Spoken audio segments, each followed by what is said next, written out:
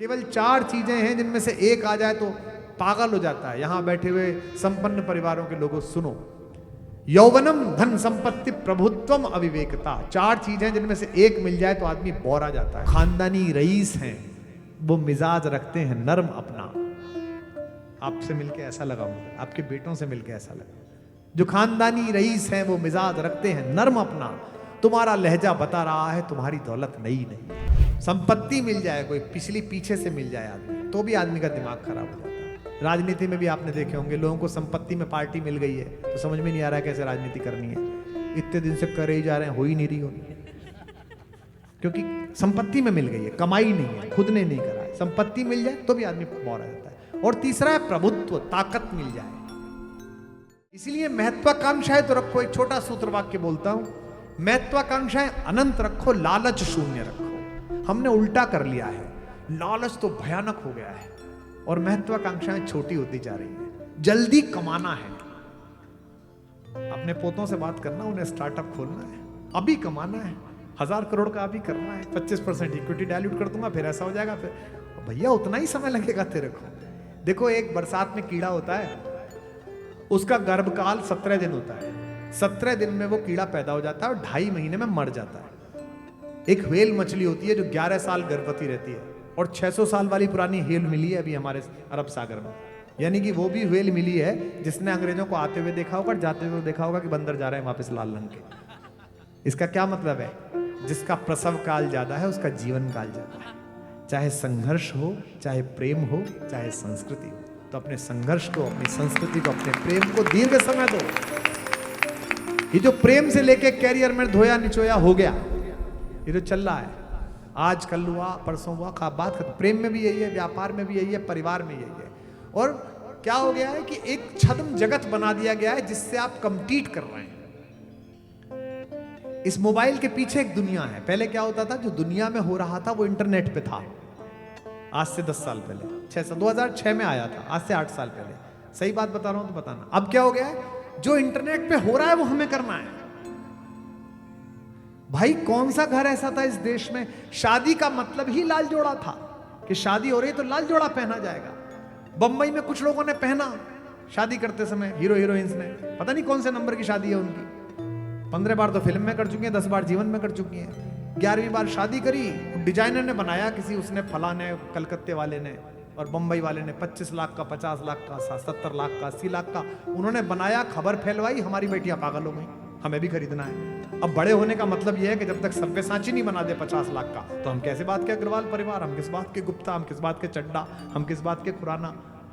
आप सफेद कपड़ों में पूरी शादी में, एक शादी में गया था मैं, उतरा, गनर वनर उतरे, मैंने अपने मैनेजर से कहा शायद गलत जगह चले आए, क्योंकि सब वाइट घूम रहे हैं, कोई शोक सभा है। फिर किसी ने बताया कि नहीं नहीं शादी है, तो मैंने कहा व्हाइट क्यों पहन रखा है? बोले फूल भी तो लगे हैं। मैंने कहा वो तो शोक सभा में भी लगते हैं। शादी का मतलब ही लाल जोड़ा होता था।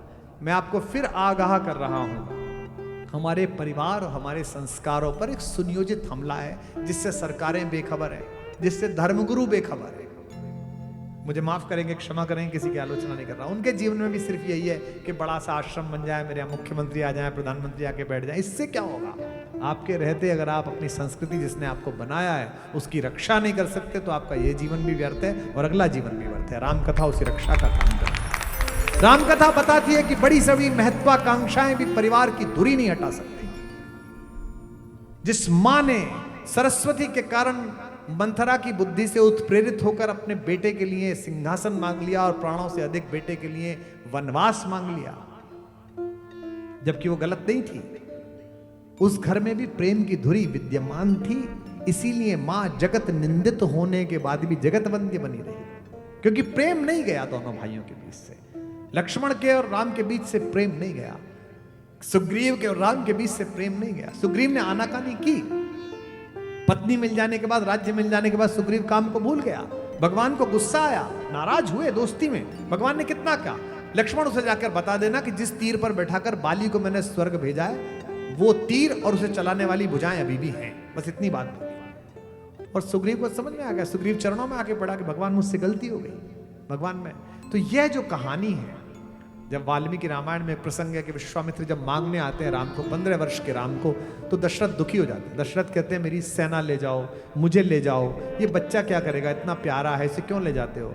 आप लोग बोर्डिंग में छोड़ के आते हो तो कितना कलेजा कटता है। मैं छोड़ के आ चुका हूँ दोनों को, तो मुझे पता है कैसा 3-4 दिन तक तो हिचकियाँ ही चलती रहती हैं। शाम को खाना खाने बैठते हो तो याद आती है, वो तो इतना सुदर्शन राजकुमार, और भेजा भी कहाँ जा रहा है? ये तो हॉस्टल में गए हमारे आपके बच्चे, उसे तो भेजा जा रहा है दुनिया के सबसे शक्तिशाली दैत्यों के सामने, खर, दूषण, ताड़का, सुबाहु, त्रशरा, जिन्होंने कितने लोग मारे हैं।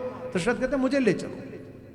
दशरथ फिर आगे कहते हैं कि आप तो महर्षि हो, आप तो कमंडल से जरा सा जल डालो और स्वाहा कर दो, हट जाएंगे।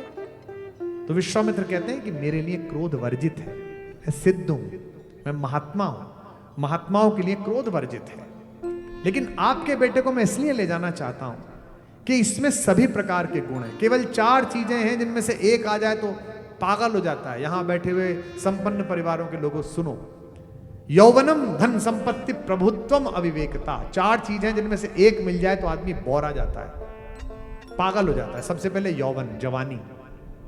जब जवानी आती है तो सब पागल हो जाते हैं। बच्चे को माँ बोलती रहे कि बेटा ठंड लग जाएगी, इनर पहन के जा, नंगे बदन छत पे जाता है। उर्दू का एक शेर है कि यही वो दिन है कि नंगे बदन छत पर टहलते थे, यही वो दिन है कि छाती में खांसी बैठ जाती।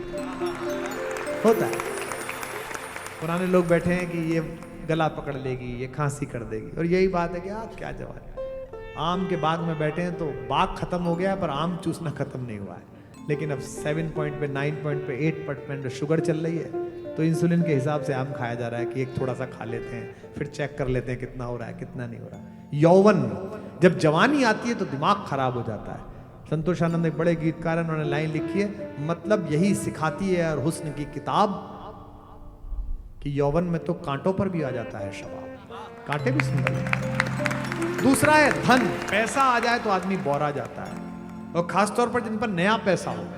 हमारे दिल्ली में 2 शब्द चलते हैं, ओल्ड मनी, न्यू मनी। तो जिन पर नया पैसा हो, हमारी दोस्त है शबीना, उसका एक शेर है कि जो खानदानी रईस हैं वो मिजाज रखते हैं नर्म अपना। आपसे मिलके ऐसा लगा मुझे, आपके बेटों से मिलके ऐसा लगा। जो खानदानी रईस हैं वो मिजाज रखते हैं नर्म अपना, तुम्हारा लहजा बता रहा है तुम्हारी दौलत नई नहीं है। तीसरी है संपत्ति। संपत्ति मिल जाए कोई, पिछली पीछे से मिल जाए आदमी, तो भी आदमी का दिमाग खराब हो जाता है। राजनीति में भी आपने देखे होंगे, लोगों को संपत्ति में पार्टी मिल गई है तो समझ में नहीं आ रहा है कैसे राजनीति करनी है। इतने दिन से करे ही जा रहे हैं, हो ही नहीं रही होगी, क्योंकि संपत्ति में मिल गई है, कमाई नहीं है, खुद ने नहीं करा है। संपत्ति मिल जाए तो भी आदमी बोर आ जाता है। और तीसरा है प्रभुत्व, ताकत मिल जाए। कभी छड़ी हाथ में लिए हुए गली में निकलते हुए लड़के को देखो, किसी बच्चे को 12 साल का, अड़ोस पड़ोस के बेगुनाह कुत्तों पे मारता चलता है। किसी बदमाश से बच्चे के हाथ में कुछ पत्थर देखो, वो बिल्ली पे मारता चलता है। उस बिल्ली ने उसका कुछ नहीं बिगाड़ा, कितना सुंदर जानवर है। कुत्ता कितना प्यारा जानवर है, कितने ममत्व से भरा हुआ है, लेकिन हाथ में पत्थर है, प्रभुत्व है, हार सकता है। विश्वामित्र कहते हैं, अब सुनिएगा राम को, विग्रह को देखिए और सुनिए मेरी बात। विश्वामित्र कहते हैं एक मिल जाए तो दिमाग खराब हो जाता है। हे दशरथ, तुम धन्य हो कि तुम्हारे बेटे के पास ये 4 हैं, उसके बाद भी वो विनम्र है, इसीलिए वो जीत पाएगा। यौवनम, धन संपत्ति, प्रभुत्वम, अविवेकता। परिवारों की सबसे बड़ी समस्या प्रभुता है। धन 24 घंटे दिमाग पर छाया हुआ। यही मैं कह रहा हूं कि सिद्धियों के बावजूद, प्राप्तियों के बावजूद अगर किसी में क्षमता आ सके तो फिर वो परिवार मंगल में जी सकता है। राम पूर्ण है, वे पहले ऐसे अवतार हैं जो पूर्ण मनुष्य हैं। उनसे पहले जो अवतार हुए वो या तो अमानवीय है या अति मानवीय है। मछली, मत्स्य अवतार, कच्छपा अवतार, कछुआ, वराह अवतार, सुअर के रूप में भगवान पैदा हुए, नृसिंह अवतार, वामन अवतार, छोटे से रह गए, या परशुराम जी हैं तो पूर्ण पुरुष, अच्छे, लेकिन गुस्सा बहुत है, हाथ में हर समय कुल्हाड़ा रखते हैं, इसको मार दे, इसको मार दे।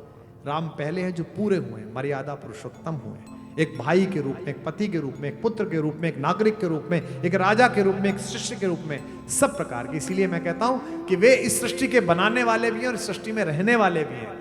वे इस दृष्टि को बनाने वाले हैं और दृष्टि को मनुष्य के रूप में देखने वाले हैं। मेरे साथ गाइए, राम सृष्टा भी हैं और सृष्टि भी है राम सृष्टा भी है और सृष्टि भी है। राम दृष्टा भी है और दृष्टि भी है। राम दृष्टा भी है और दृष्टि भी है। राम एकांत है, राम महफिल भी है। राम एकांत है, बहुत सरल है। राम महफिल भी है। राम रास्ता भी है, राम मंजिल भी है। राम रास्ता भी है, राम मंजिल भी है। एक पंक्ति मुझे बहुत अच्छी लगती है, भगवान का चित्र कभी देखिएगा तो आपको याद आएगी सदा मेरी लाइन। राम मनहर भी है और मनस्वी भी है। राम मनहर भी है और मनस्वी भी है। अगली पंक्ति पढ़ूं तो गूंज जाए ये पूरा सदन। राम मनहर भी है और मनस्वी भी है। राम मनहर भी है और मनस्वी भी है। राम राजा भी है और तपस्वी भी है। राम राजा भी है और तपस्वी भी है। राम मानस भी है और गीता भी है। राम मानस भी है और गीता भी है। इस देश में जब कोई विदेशी मेहमान आता है तो हमारे राष्ट्राध्यक्ष उसे घुमाने के लिए आगरा ले जाते हैं। वहाँ सफेद रंग की 2 कब्रें हैं, एक मकबरा है, उसे दिखाते हैं कि यह प्रेम का प्रतीक है। वो एक शहंशाह ने बनवाया था जब बंगाल में और उड़ीसा में अकाल पड़ रहा था। 18 साल लोगों की जान की कीमत पर लोग मरते रहे, मकबरा बनता रहा। वो एक शहंशाह ने, बड़ी खूबसूरत इमारत है, देखने लायक है। मैं भी देखता हूँ, आपने भी देखी होगी, नक्काशी के लिए। मैं जब भी उस इमारत को देखता हूँ तो मैं कहता हूँ वाह। तो मुझसे मेरे लोग कहते हैं कि आप तो इसके बारे में ऐसा बोलते हो, वाह क्यों करते हो? मैंने कहा मैं उस शहंशाह के बारे में नहीं बोल रहा, मैं छैनी हथौड़ा लिए हुए उन बेटों के बारे में बोल रहा हूँ जिन्होंने पत्थरों में प्राण फूंक दिए। क्या सुंदर ताजमहल बनाया, मैं उनकी प्रशंसा नहीं।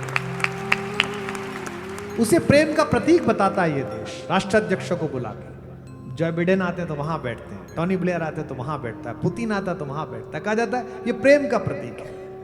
वो शहंशाह की 14वें बच्चे को जन्म देते हुए मर गई प्रसव में, तो शहंशाह ने कहा कि मैं पूरा प्रेम नहीं कर पाया इसलिए बनाना चाहता हूं।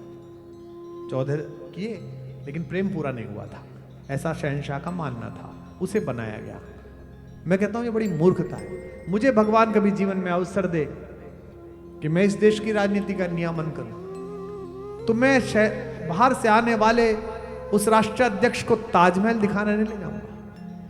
मैं बहुत होगा तो बिहार में अपनी गर्भवती पत्नी को एक पर्वत से गिरकर नीचे मरते हुए देखने वाले और एक हथौड़ा उठाकर पर्वत के बीच से रास्ता निकालने वाले दशरथ मांझी का गांव दिखाने ले जाऊंगा। इसे कहते हैं मोहब्बत। अगर मुझे प्रेम ही दिखाना होगा तो हेलीकॉप्टर में बिठा के धनुष कोटि से मैं भगवान राम का बनाया हुआ वो पत्थरों का सेतु दिखाऊंगा जिस पर चलकर अपनी प्रेमिका को लेने के लिए मेरा भगवान गया था। ये प्रेम का प्रतीक है।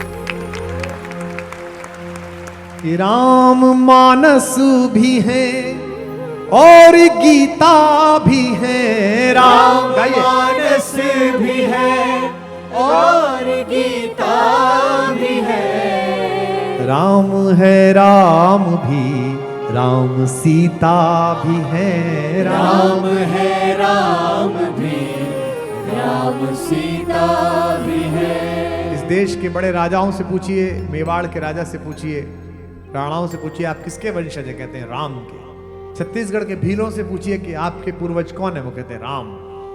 राम महलों में है, राम जंगल में है। राम गाइए। महलों में है, राम जंगल में है। राम है शोक में, राम मंगल में है। राम है शोक में, राम मंगल में है। अंतिम पंक्ति इस गीत की सुनिए। राम गृहस्थ है, राम है संत भी। राम गृहस्थ है, राम है संत भी।